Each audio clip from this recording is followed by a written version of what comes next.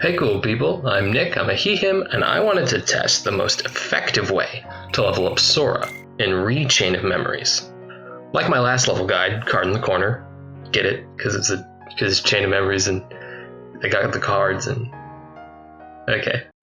Like the last guide, I'll be doing this one in two sections, a mid-story level guide and a post-game guide. For the post-game section, I will be comparing and contrasting various strategies I've seen online, and I'll be adding all creator credit and video links in the description. So grab your memories and grab your card deck, because it's time to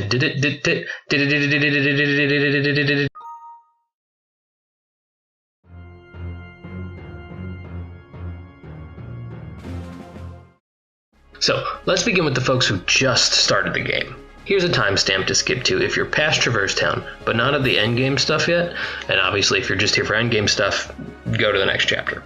So, we're in Traverse Town, we did the tutorial with the Cloaked Magoo, and we've entered the Moment's Reprieve. What we're going to do now is use a speedrun tactic to get multiple blizzards. We want to get a minimum of 6, and we already have one from the field tutorial. Also, pro tip, upgrade your CP when you level up for the first few levels. Once we hit like 475, we won't really need more for a long time. And also never use Donald. So the first thing we'll do in Moment's Reprieve is save, then return to the title or soft reset the game, and then load that save back up. What that has done is reset our RNG, trust me, it's necessary. Okay, so this is going to be a little wild. We're going to do mixes of dodge rolling and attacks, and you have to do them exactly as I do. Don't change from the base deck. Don't miss your attacks, please, for the love of Gord, don't miss. And also, for your peace of mind, jumping doesn't change the RNG, so if you gotta jump a few extra times, it's fine. When we load in, we'll dodge roll 5 times, do 1 hit to the lamppost on our right, dodge roll once, hit this hanging lantern, then do 6 dodge rolls and make our way over towards the door, but don't go through it. Instead, break both boxes on the lower left side of the room with only 1 hit. Then, jump up, hit the hanging lamp just above us, then dodge roll twice and break both barrels in the upper left corner. This gets us our second blizzard. The good news is that's over. Congratulations, pats on the back, yay! The bad news is there's more. Now, we'll make a Tranquil Darkness for the next room, equip the 2 blizzards we got at the front of our deck, then we'll clear the 6 enemies in Tranquil Darkness. Don't hit or break any objects, banners, barrels, etc. Nothing, other than Heartless. Also, don't activate the Key of Beginnings. Once the room is clear, we'll return to the Moment's Reprieve and save. Soft reset and reload our data. Shit. Here we go again. When we load in, we'll dodge roll twice. Go through the Tranquil Darkness door.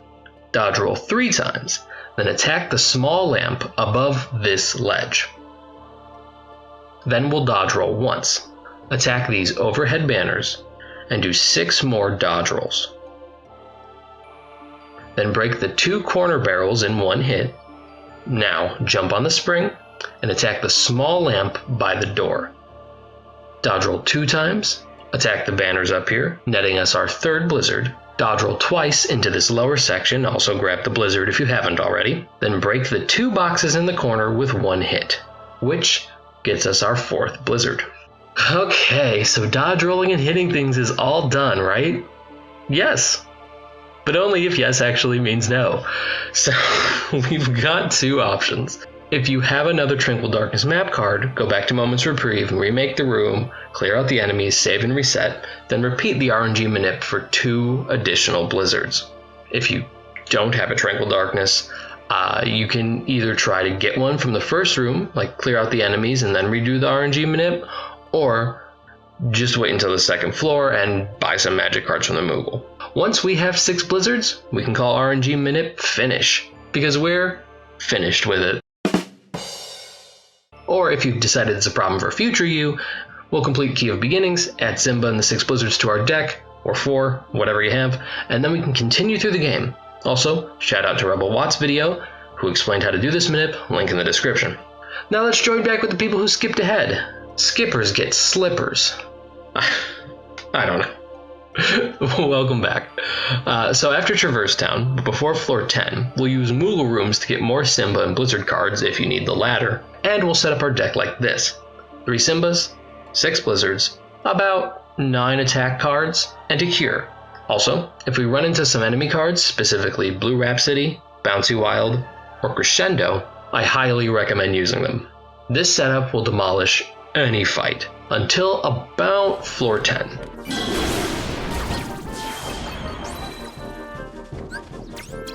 Freeze! Freeze! Which for me was Atlantica, and at that floor I noticed enemies weren't being as easily beaten by this strategy, even while using Crescendo and Blue Rhapsody. A bunch of pieces of sherbert ice streets. So instead, I was high enough level to have Tornado, level 37, and I got Fire-Raga Burst from the Honey Tree in Hundy Bussy Wood. So I set up my deck like this.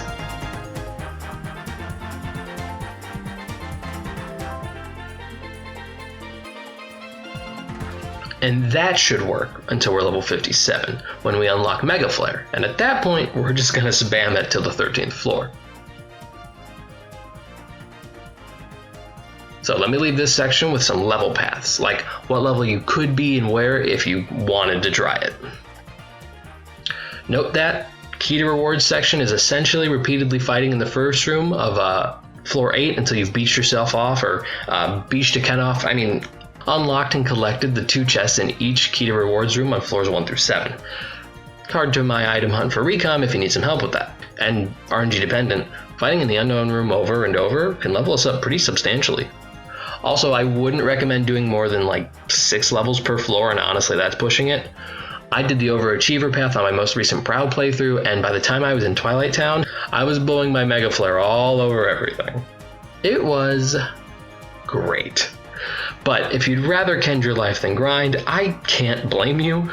Use Type B personality path or the basic plan instead. But okay, now for Kend game.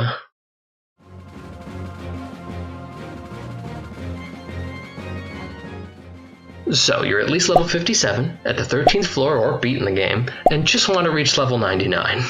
You masochist, you. Here's the 4 strategies I found. Firstly, Mega Flare and Destiny Islands. I found this through Derekuff and Everglow. Now Derekuff's video provides his data, and he tested every room type in Destiny Islands. And Looming Darkness netted the most EXP at 86.9 EXP per second. And I peer reviewed it, tested it myself, like this was some fucking scientific dissertation or some shit, what the f. And I actually got 88.9 EXP per second.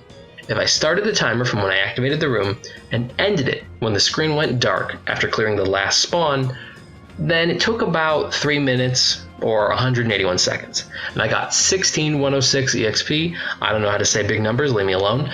And if we divide that EXP number by the 181 seconds, we get 88.9 EXP per second. Though, if I ended the timer after leaving the room or activating a new room, then I'd likely have the same or at least a negligible difference to Derekuff's data, so let's take a middle ground of 87 EXP per second. Next is Tornado Spam in Castle Oblivion, which I found through ADog13 and Derekuff. Let me tell you, I'd rather jump out a window than do this again, and it's not that it's slow, it's just so tedious. Derekuff's video also provides data. His highest room was Lasting Days at 78.9 EXP per second, but he recommends doing Teeming Darkness as it's an easier room to traverse, even though it has a lower EXP per second at 75.7. And when I peer reviewed it, what a ridiculous sentence, it took me 11 minutes and 31 seconds, or 691 seconds, in Teeming Darkness, and gave me 58,578 EXP, or 84 EXP per second. See, I can say the big numbers. F*** you. Same timer setup as the last one, and I went a little faster than Derekuff, I guess, but let's say I'm proficient with Tornado, I don't know, and take the median at 79 EXP per second. Now for the third strat, Mega Flare spam in Bottomless Darkness in Castle Oblivion. I found this through Aces Loaded, and I didn't get any data from their video, but I did get some of my own. Same timer as before, it took me about 4 minutes, 50 seconds, or 290 seconds, and I got 11,648 EXP, or 40.1 EXP per second. The main issue with this strat is that while it's easy, it's impossible to see, and shadows give the least amount of EXP compared to the other enemies in Castle Oblivion. However, I'd still recommend this over tornado spam. I just really hate tornado spam. And the fourth and final strat, my strat, is Mega Flare and Holy Spam in Castle Oblivion. It seems Holy is a really slept on slight, and I get why. I slept on it too until I decided to do this video. So my deck setup was 1 Mega Flare, 3 Holies, an attack card, a Cure just in case, and then a red Nocturne enemy card, and a Bouncy Wild, and then 1 additional Mega Flare with a shortcut set on it. You'll see why later. The Bouncy Wild is key to the strat. Make 100% sure you have that enemy card. If you don't, there's 2 ways to get it.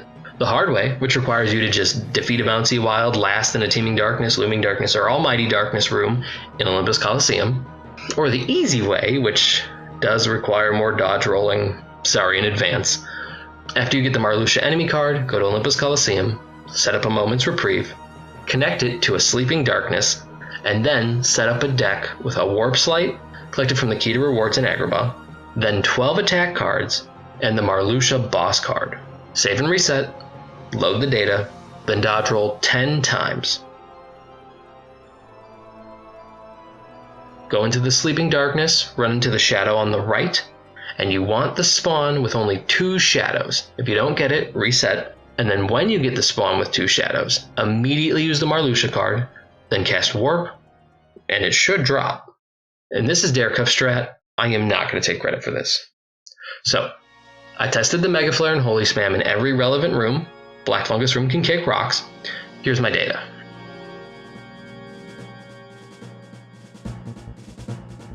The base strat is like this. We attack the Heartless in the field, and immediately use red Nocturne enemy card. Then use Mega Flare, and then use the Bouncy Wild enemy card and spam Holy until the room is cleared.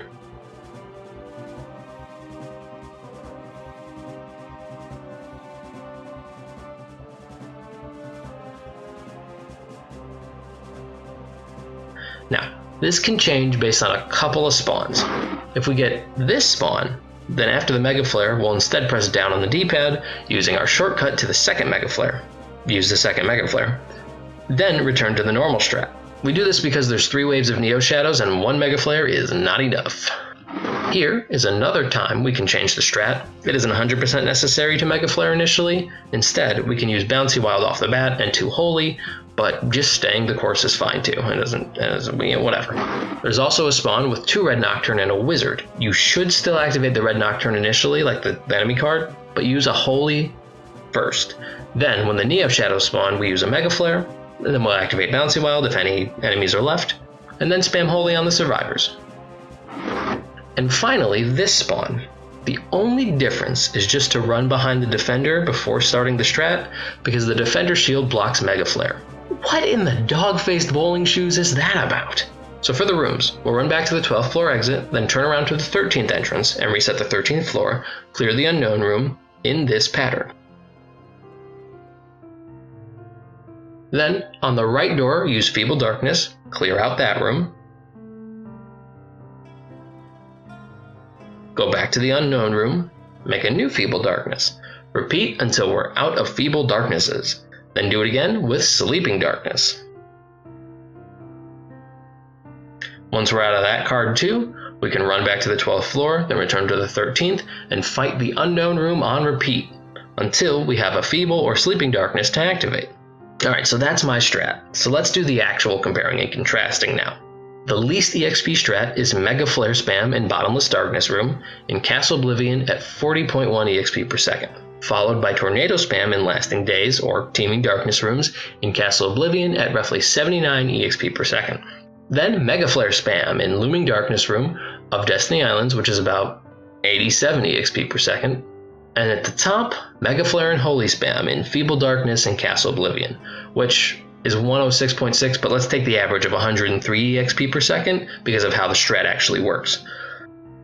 So, my recommendation is to do Mega Flare and Holy spam if you want to get it over with faster. But if you want to do it mindlessly and don't care about time, Mega Flare and Looming Darkness in Destiny Islands is a great option too. And when plotted out from level 58, Destiny Island's Mega Flare takes about 3 hours 20 minutes, and Mega Flare and Holy Spam takes about 2 hours 50 minutes. So the time difference is it's like a 30-minute time difference. So thanks so much for watching. I hope this helped, and I'll eventually come out with a Riku strategy too. Also, here's some memes of affirmation. Goodbye!